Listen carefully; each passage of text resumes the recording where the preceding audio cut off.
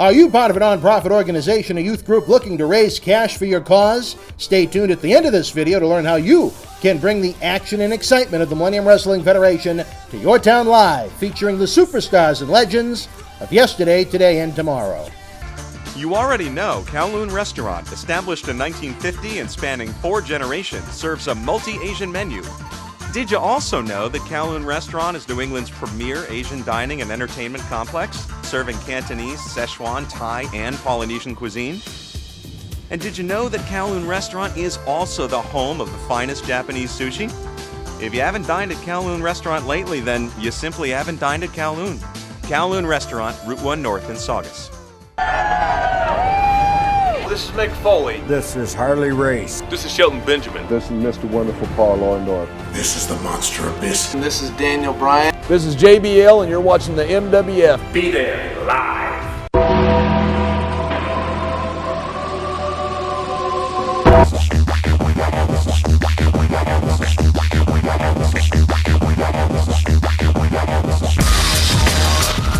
Wrestling fans from around the corner and around the world, welcome to another installment of Wrestling Insiders. Live from MWF Studios just north of Boston in downtown Melrose, Mass., the zip code of champions, 02176. Stay tuned after this video for great deals where you can support indie wrestling. Let's check out WWE Monday Night Raw from January the 9th, 2017 in New Orleans, Louisiana.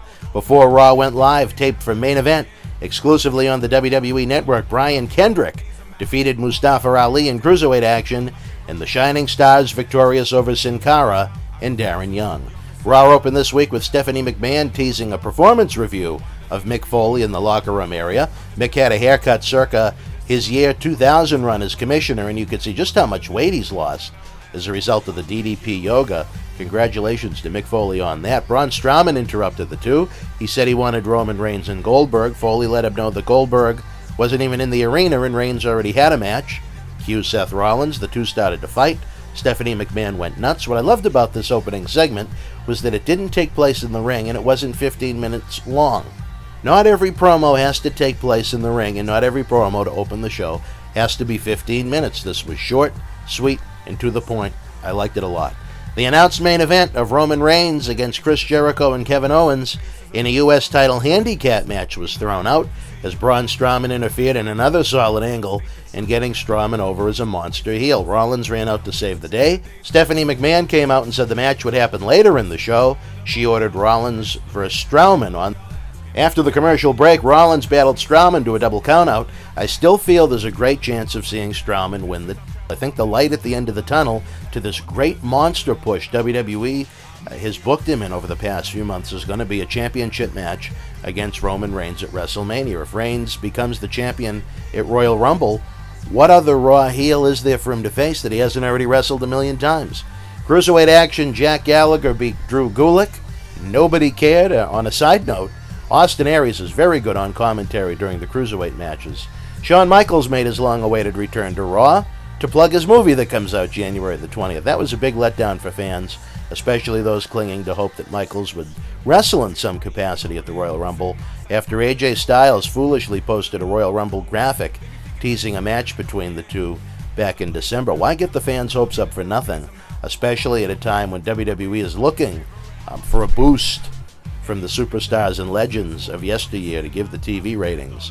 Rusev, Lana, and Jinder Mahal came out. They had a great verbal exchange with Michaels. It was all to set up Enzo and Cass coming out, set up a singles match where Big Cass pinned Jinder Mahal. Rusev nailed Cass from behind before the match officially started, but got a little sweet chin music from HBK. Great moment right there. Neville defeated Lince Dorado in another Cruiserweight match. WWE Tag Team Champion Sheamus defeated Luke Gallows. Cesaro and Carl Anderson were both on commentary for this one. They started brawling on the stage. Sheamus goes over via pinfall with the bro kick. Stephanie and Foley were back in the ring later on. She was turning up the volume on her bitchiness as we get closer and closer to WrestleMania, and she was excellent here.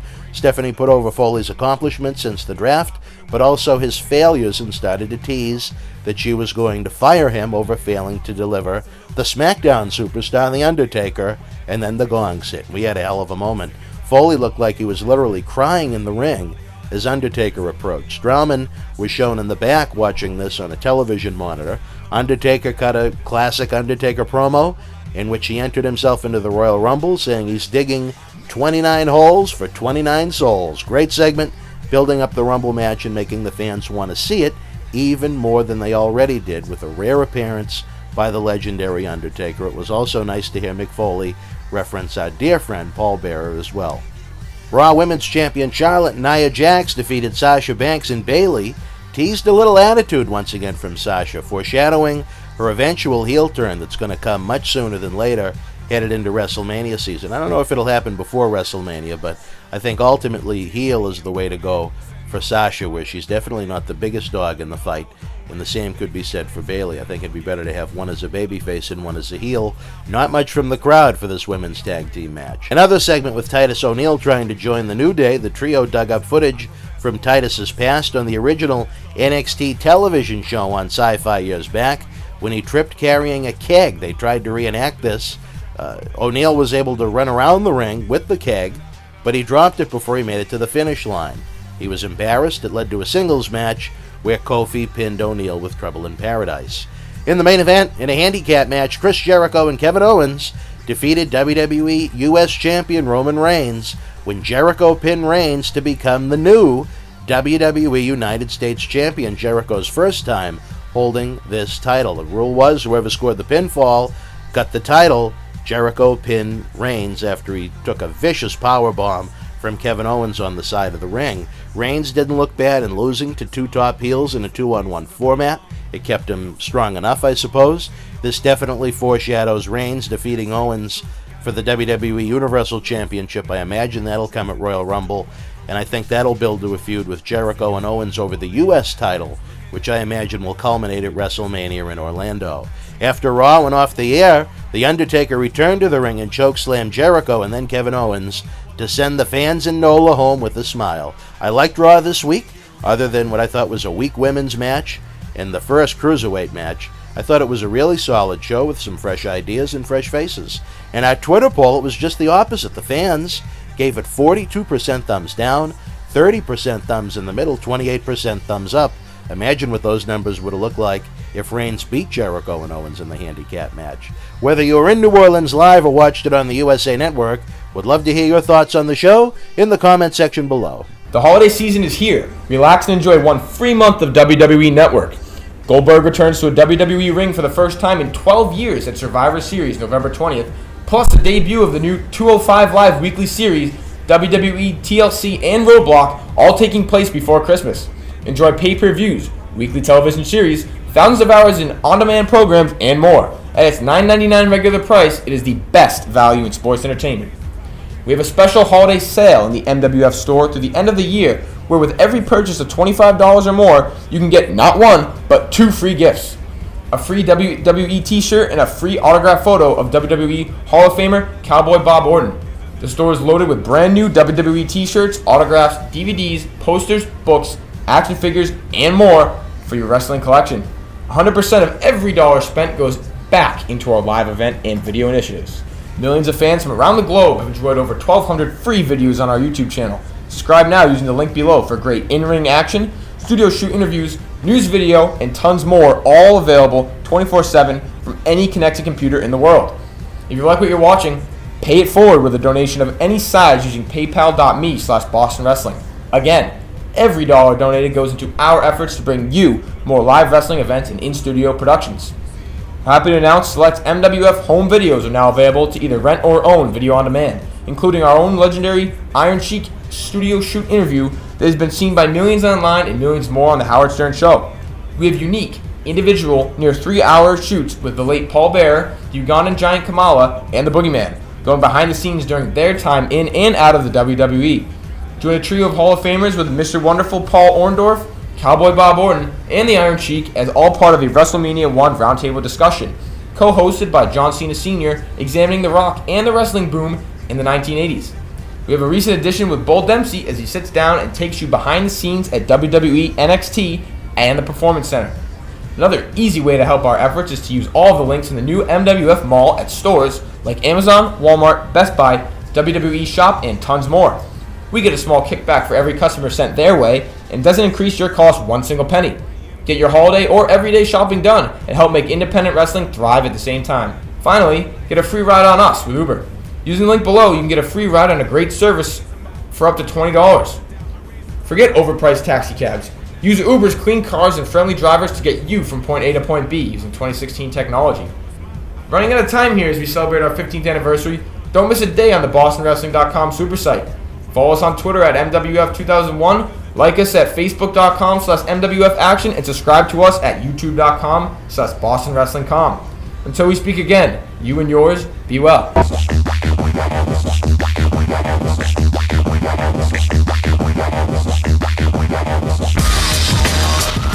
The Millennium Wrestling Federation's 15th anniversary tour begins this fall and rolls into 2017 throughout New England, down the East Coast, and into the Carolinas. If your nonprofit organization is looking for an interactive, turnkey experience while putting the fun into fundraising, you've met the perfect tag team partner.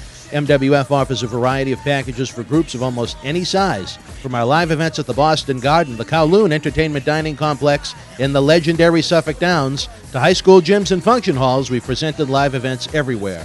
Since 2001, the MWF's mission has been simple: keep the kids off the streets. Under the leadership of President Dr. David Reese, we bring the superstars of yesterday, today, and tomorrow to your town, not for a quote-unquote wrestling show, but an event that features action-packed in-ring wrestling, autograph and pose photo opportunities, question and answer sessions, and much more. It is the best of sports and entertainment. The week of your event, we can add on to the endeavor with anti-bullying campaigns, library meet and reads, youth sport concussion seminars, and more.